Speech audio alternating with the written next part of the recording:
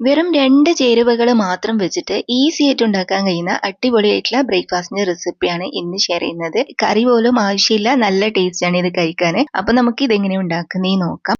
അപ്പോൾ ഇതിന് നമുക്ക് മെയിൻ ആയിട്ടും പച്ചരിയാണ് വേണ്ടത്. 2 കപ്പ് പച്ചരി എടുത്തിട്ടുണ്ട്. അത് നമ്മൾ കുറച്ച് സമയം ഒന്ന് സോക്ക് ചെയ്ത് വെക്കാം.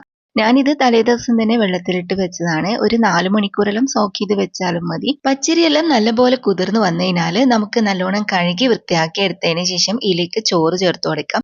1 കപ്പ് ചോറാണ് കേട്ടോ ഞാൻ ഇതിലേക്ക് ഇട്ട് കൊടുക്കുന്നത്.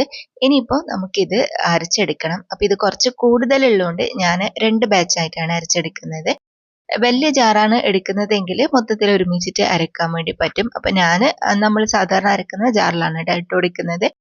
പച്ചരിയും ചോറും നല്ലോണം മിക്സ് ആക്കി എടുത്തിട്ട് പകുതി ഇതിലേക്ക് ഇട്ട് കൊടുക്കാം. ഇനി നമുക്ക് ആവശ്യത്തിന് വെള്ളം ഒഴിച്ചിട്ട് ഇത് നല്ല പോലെ അരച്ചെടുത്തിട്ട് വരാം. വെള്ളം കുറച്ച് ഒഴിച്ചു കൊടുത്താൽ മതി. എന്നിട്ട് ഇതാ ഇതുപോലെ നല്ല സ്മൂത്ത് ആയിട്ട് അരച്ചെടുത്തിട്ട് നമുക്ക് പാത്രത്തിലേക്ക് ഒഴിച്ചു കൊടുക്കാം.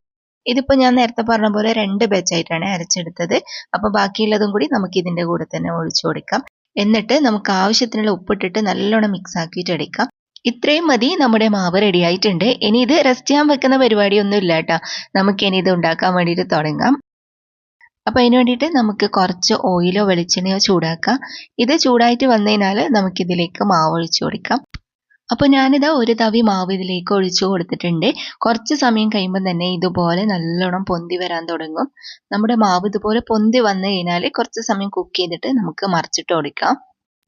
മറിച്ചിട്ട് കൊടുത്തിട്ട് മറ്റേ സൈഡും കൂടി കുറച്ച് സമയം മാത്രം കുക്ക് ചെയ്തെടുത്താൽ ഇതുപോലെ നമുക്ക് റെഡി ആയിട്ട് കിട്ടും. ഇങ്ങനെ വൈറ്റ് കളറിൽ ഉണ്ടാക്കുമ്പോഴാണ് കേട്ടോ ഇത് കാണാൻ നല്ല രസം ഉണ്ടാകുക. ഇതുപോലെ തന്നെ നമുക്കിനി ബാക്കിയുള്ളതും കൂടി റെഡിയാക്കിയിട്ട് എടുക്കാം. ഓയിൽ നല്ലപോലെ ചൂടായി കഴിഞ്ഞിട്ട് മാത്രമേ നമ്മൾ ഇതിലേക്ക് മാവ് ഒഴിച്ച് കൊടുക്കാൻ പാടുള്ളൂ കേട്ടോ. അതുപോലെ തന്നെ നമ്മൾ മാവ് ഒഴിച്ച് കഴിഞ്ഞാൽ പിന്നെ ഒരു മീഡിയം ഫ്ലെയിമിലെല്ലാം വെച്ചിട്ട് ഫ്രൈ ആക്കിയിട്ട് എടുത്താൽ മതി.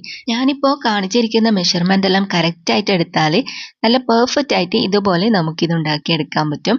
കണ്ണൂരിൽ നല്ല ഫേമസ് ആയിട്ടുള്ള ഒരു ബ്രേക്ക്ഫാസ്റ്റിന്റെ റെസിപ്പിയാണിത്. കണ്ണൂർ ഭാഗത്തെല്ലാം മിക്ക ദിവസങ്ങളിലും ഉണ്ടാക്കുന്ന ഒരു ബ്രേക്ക്ഫാസ്റ്റ് ആണ് കേട്ടോ ഇത്. മുട്ടയായിട്ട് ഒരു ബന്ധവും ഇല്ലെങ്കിലും ഇതിന് മുട്ട സുർക്കാന്നാണ് ചില ആൾക്കാരൊക്കെ പറയുന്നത്. അതുപോലെ തന്നെ മുട്ടാപ്പം, വട്ടാപ്പം അങ്ങനെയെല്ലാം ഇതിന് പേരുണ്ട്.